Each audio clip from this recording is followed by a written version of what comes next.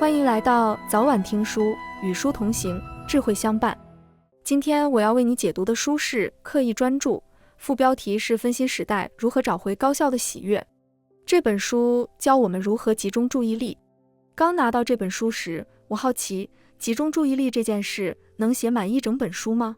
看完后我才明白，注意力不仅和学习、工作有关，我们现在很多问题，归根结底都是注意力的问题。如果你总是感到焦虑、担忧，被负面情绪淹没，那是注意力被劫持了。如果你没法集中注意力，处理紧急工作，那可能是注意力碎片化的问题。如果你总是走神，忘了下一步要做什么，那可能是注意力不连贯的问题。所有这些问题都是注意力的问题。注意力系统的主要功能是解决大脑过载的问题。环境中有太多信息，大脑无法全盘处理，注意力系统帮助大脑过滤掉不必要的噪声和干扰。如果没有注意力，我们的大脑会完全迷失。注意力决定了我们感知、学习和记忆的事情，决定了我们做出的决定和采取的行动，决定了别人看到的我们是心不在焉还是专注真诚，也决定了我们能取得的成就。我们对世界的体验就是注意到的所有事物的总和。可以说，注意力就是人生。问题在于，我们觉得自己越来越难以专注。事实上，不是我们的注意力系统变弱了，而是我们对它的要求太高了。我们不断从一个任务进入下一个任务，要求它一整天不停的工作，不给大脑一点休息时间，这是不现实的。即使你意识到这一点，想放松一下，拿起手机刷短视频，也是在消耗注意力，因为这对大脑来说也是另一项任务。那么，我们如何给注意力补充能量呢？这本书的作者阿米西·杰哈，迈阿密大学心理学教授，注意力训练领域的国际领先研究者，研究这个问题已经25年。为了寻找加强注意力的方法，他尝试了各种技术，包括脑力训练应用程序和高科技声光耳机，但都没效果。最后，他发现唯一能持续有效地加强注意力的大脑训练工具是正念训练。杰哈展开了各种正念培训研究，参与者包括美国军人、急救员和社区领导者等高压群体。正念培训都显示了良好的效果。正念之所以有效，是因为它能让大脑以不同的方式使用注意力。我们知道，当外界压力和不确定性增加时，大脑更喜欢胡思乱想。因为当前时刻很艰难，所以头脑想要逃离。正念则是将注意力放在当前经历上，把注意力固定在此时此刻，不加边际的体验当下，不做评论或情绪反应，也不去想象未来。这能改变大脑的默认工作模式，保护注意力资源不被无谓消耗。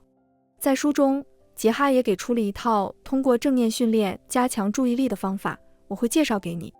我将分3部分为你解读这本书。我们刚才说了，注意力决定了我们感知、学习和记忆的事情，决定了我们做出的决定和采取的行动。那么，我们先讲讲注意力本身，注意力到底是什么？走神又是什么？接着在第2部分，我们聊聊注意力如何影响记忆。你会发现，所谓的记忆问题，其实常常是注意力问题。在第3部分，我们再谈注意力如何决定感知和决策。我也会介绍书中的正念训练方法，让你在听完这本书后，立刻可以实践。好了，接下来我们就正式进入这本书。这本书第1章的名字是注意力是一种超能力。注意力系统执行的是大脑最强大的一些功能，它让我们能穿过茫茫人海，认出朋友的脸，让我们能阅读文字，增长知识，也让我们能够在头脑中回忆美好，想象未来。注意力能强化重要的事情，弱化令人分心的事情，于是我们才能深入思考、规划和解决问题。总之，用作者的话说，注意力将每时每刻的颜色、味道、思想、记忆、情绪、决定和行动编织在一起，形成了生活的基本结构。你所关注的才是你的生活。于是，有3个问题对我们来说非常重要，那就是你的注意力目前在关注哪些事情？它屏蔽了什么？这对你的生活会造成什么样的影响？但是对大多数人来说，注意力就像是一个黑箱，我们不知道它是怎么运转的，也经常不知道自己在注意什么，往往是在突然回过神来的那个瞬间，才意识到自己刚刚走神了。那么接下来我们就来拆解一下这个黑箱，看看注意力到底是怎么运转的。我们的注意力有3个子系统，第一个子系统是定向系统，作者给它起了个形象的名字，叫手电筒。这个定向系统就像手电筒一样，你把这个手电筒的光束指向哪里，哪里的信息就会被照亮，而其他地方的信息就会被屏蔽掉。你可以选择把手电筒指向外部环境，也可以向内指向你自己的思想、情绪、回忆、身体感觉等等。第二个子系统是警觉系统，作者称其为泛光灯。和手电筒相反，泛光灯是发散而宽泛的。当你处于警惕状态时，泛光灯就会打开；当环境发生变化时，你能随时做出反应，把注意力迅速投向任何方向。第3个子系统是执行功能，它正式的名字是中央执行系统，它的作用是指导、监督和管理我们的行为。当你有一个目标的时候，不论是读完书里的某一章，或者是打扫客厅这样的小目标，还是比较远大的目标，像是获得晋升、结婚生子，我们都要在完成目标的道路上应对挑战，回避干扰。执行功能就是我们让行为匹配目标，确保目标能按时完成。比如你本打算在6点下班之前写完某个文档，结果直到下午5点的时候你还在和同事聊天，那你的这个中央执行系统就失败了，你忘记了你当前的目标。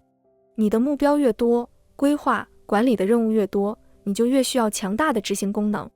注意力的工作方式就是在需要专注时专注，在需要留意时留意，在需要规划和管理行为时规划和管理行为。但是注意力系统不是无坚不摧的，它会受到破坏。有3种因素会破坏我们的注意力，分别是压力、不良情绪和威胁。适度的良性压力会给人动力，但当压力强度超过一个临界点时，它就会开始侵蚀你的注意力。你的手电筒会陷入负面思考中，警觉系统活跃了起来，大脑会不受控地疯狂反刍一些过去的糟糕的经历，或者对未来无谓的担忧。如果你长时间承受过大的压力，你就会陷入注意力下降的恶性循环。不良情绪也是如此，当你不安、难过的时候，大脑被负面情绪填满，你自然也难以集中注意力做事。而当你感觉受到威胁时，你会难以专注于手头的任务，也没法完成任何目标和计划。因为当大脑感觉受到威胁时，注意力会被重新配置，任何与威胁相关的事情都会立马占据注意力。到这里，我们了解了注意力系统的构成，还有注意力的破坏因素。接下来，我们就要说到注意力的对手——走神。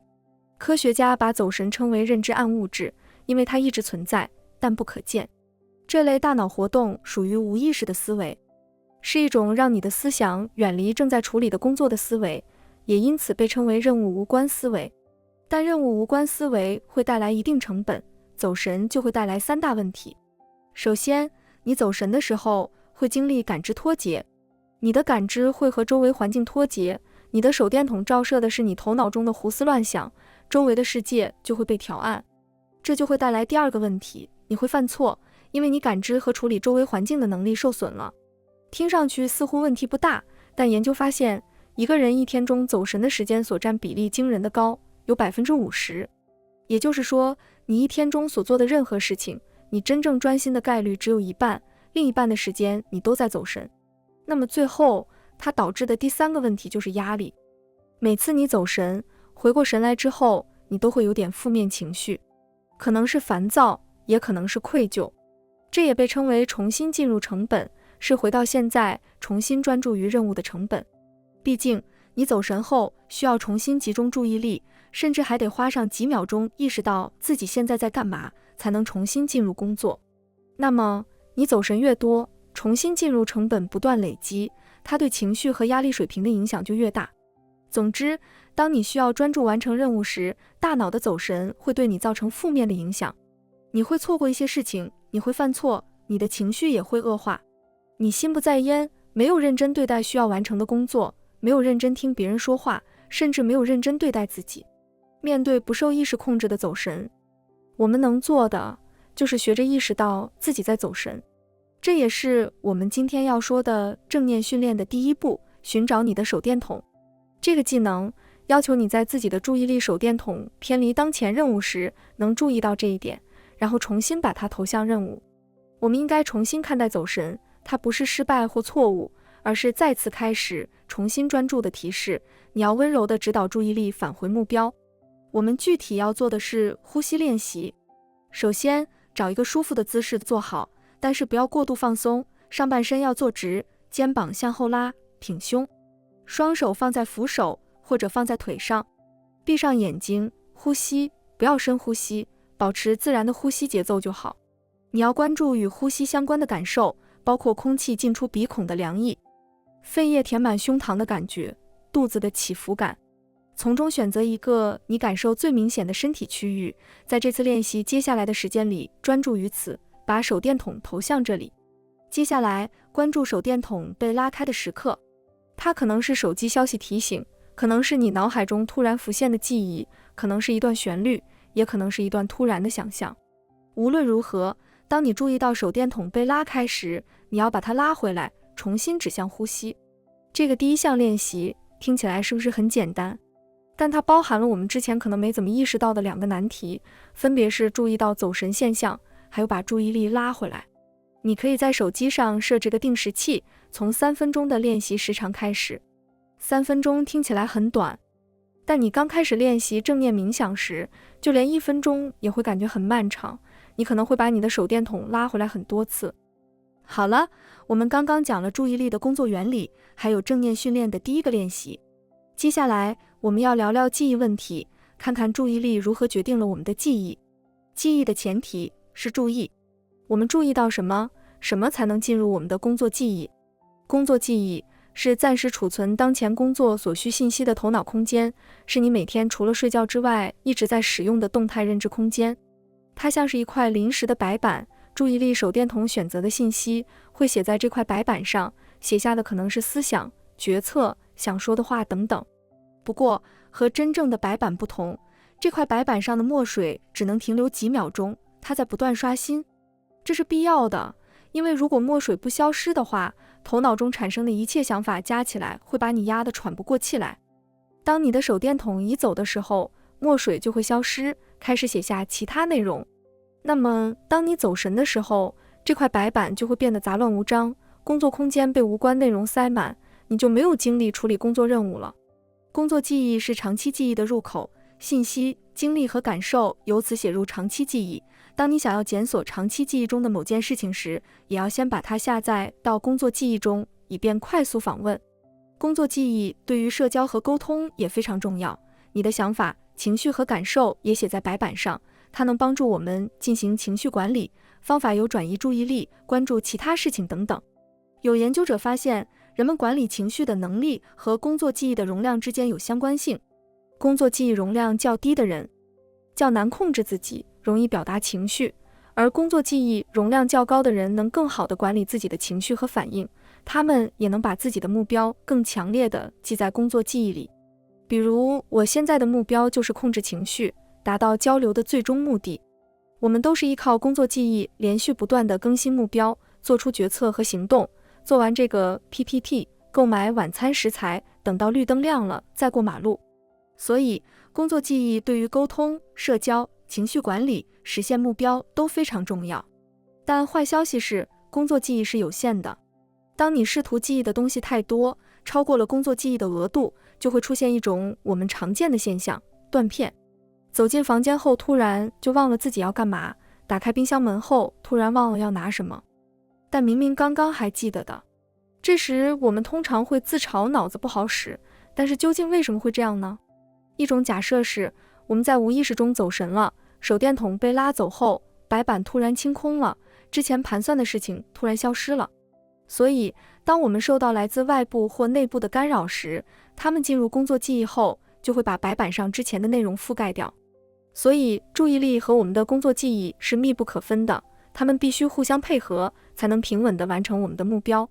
正念训练能通过清理这块白板，改善工作记忆。说起正念冥想，很多人可能会以为它相当于按下暂停键，把生活的片刻暂停下来。但其实生活没有暂停键，我们寻找的其实是播放键。不反刍过去，也不担忧未来，而是保持在播放状态，倾听当下在发生的事情。那么正念训练的第二个练习就是按下播放键，观察你的白板。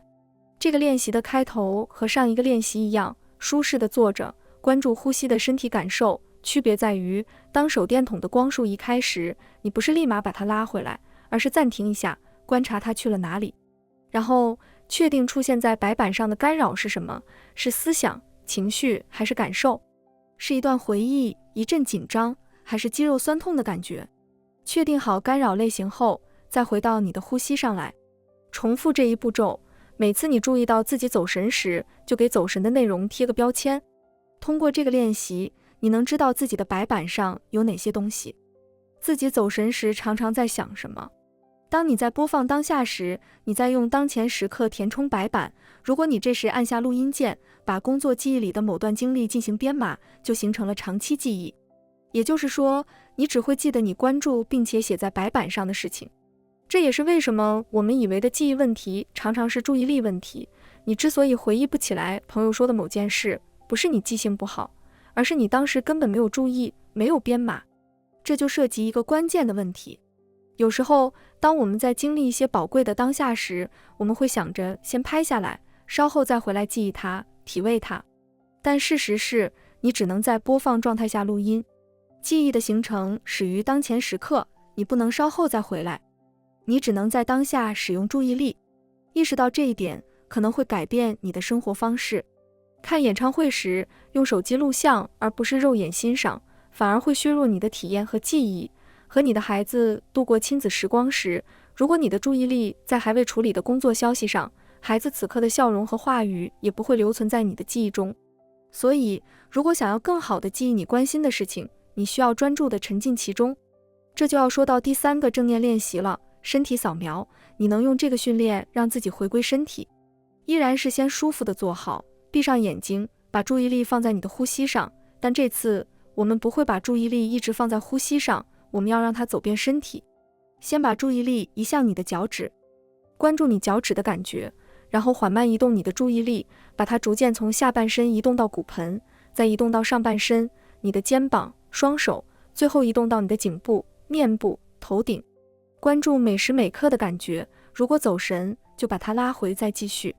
当你做这个训练时，你会感受到自己的感受、情绪是怎样在身体里出现的。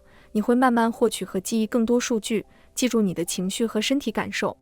下次，当你拿出手机拍下某张照片时，请花点时间感受手机方框以外的场景，关注颜色、气味，关注你自己的情绪。你需要在工作记忆中放大和整合你经历中的各种元素，这样才能充分地记忆当下。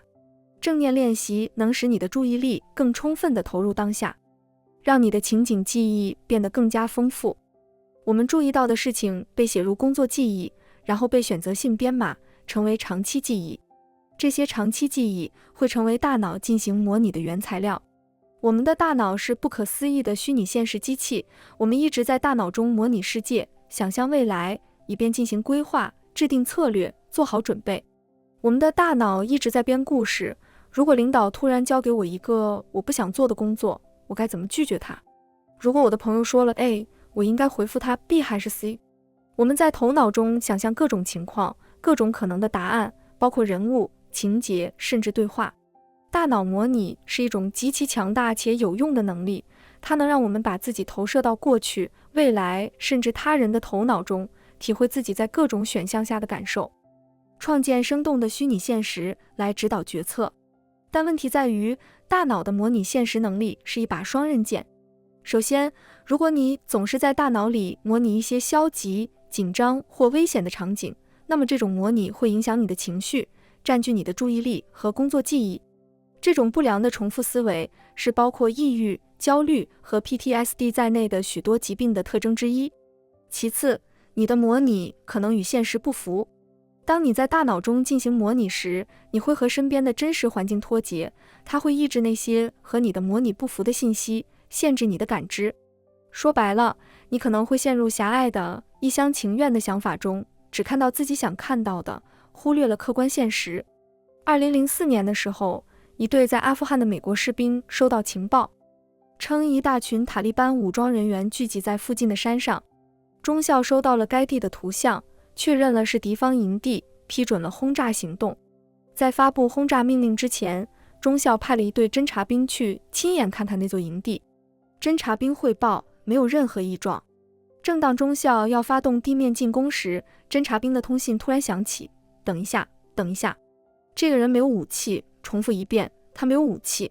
情报是错误的，所谓的敌方营地其实只是一个部落的冬季营地，帐篷里是一户户普通人家，和塔利班没有任何关系。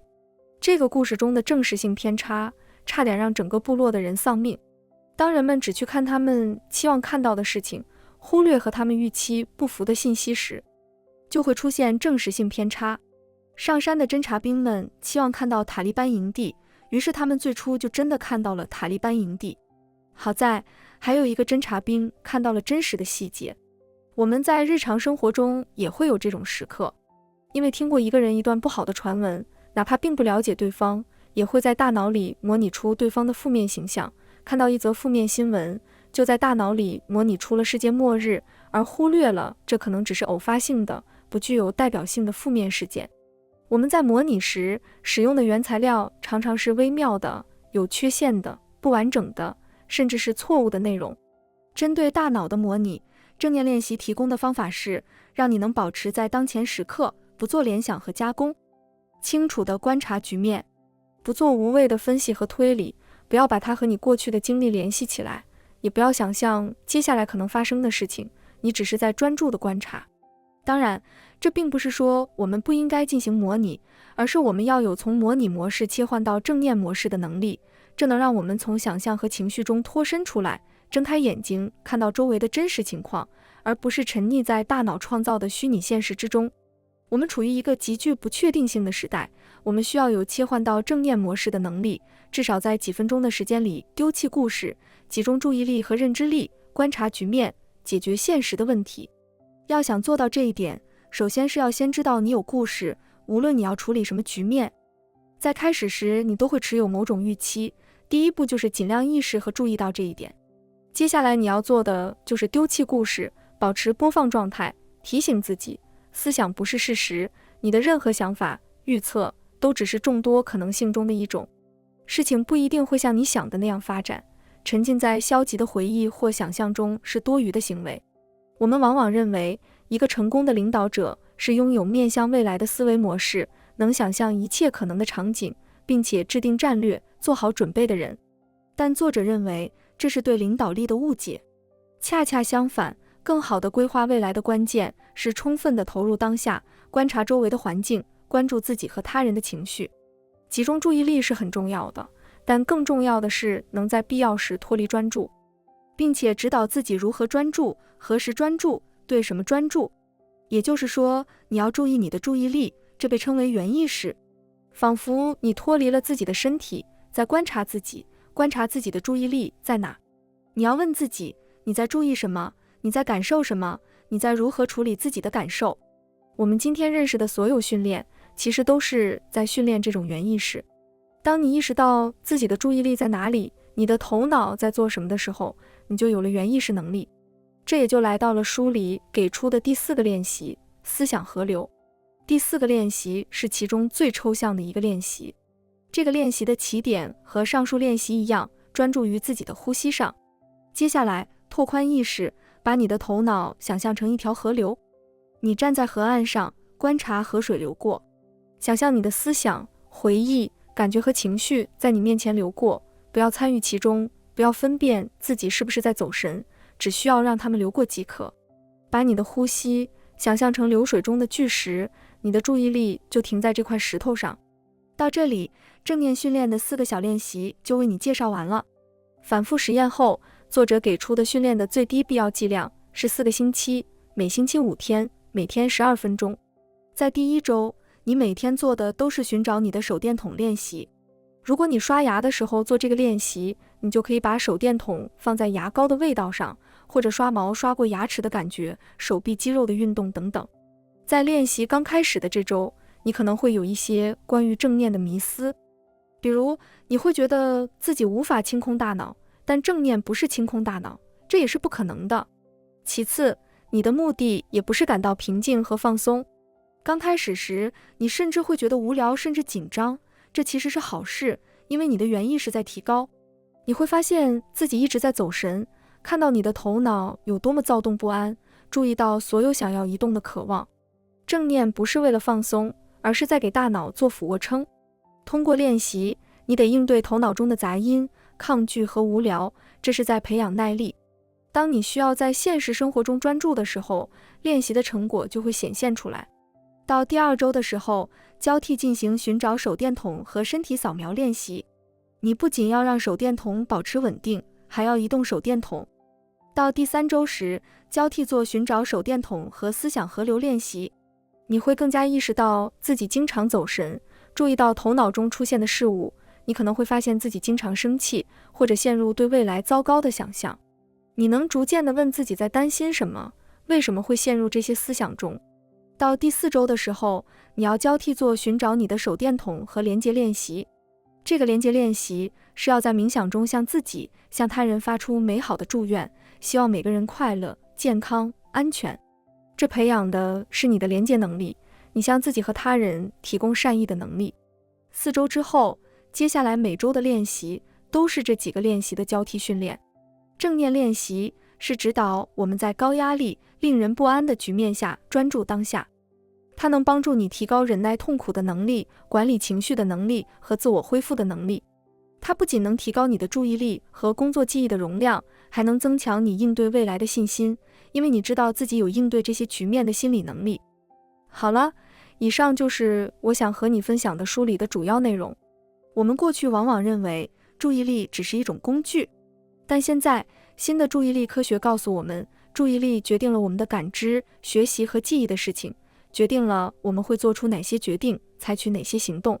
可以说，注意力就是人生。能有效加强专注能力的方法是正念训练。正念让你能把注意力保持在需要的地方，远离模拟和规划，直接体验现实。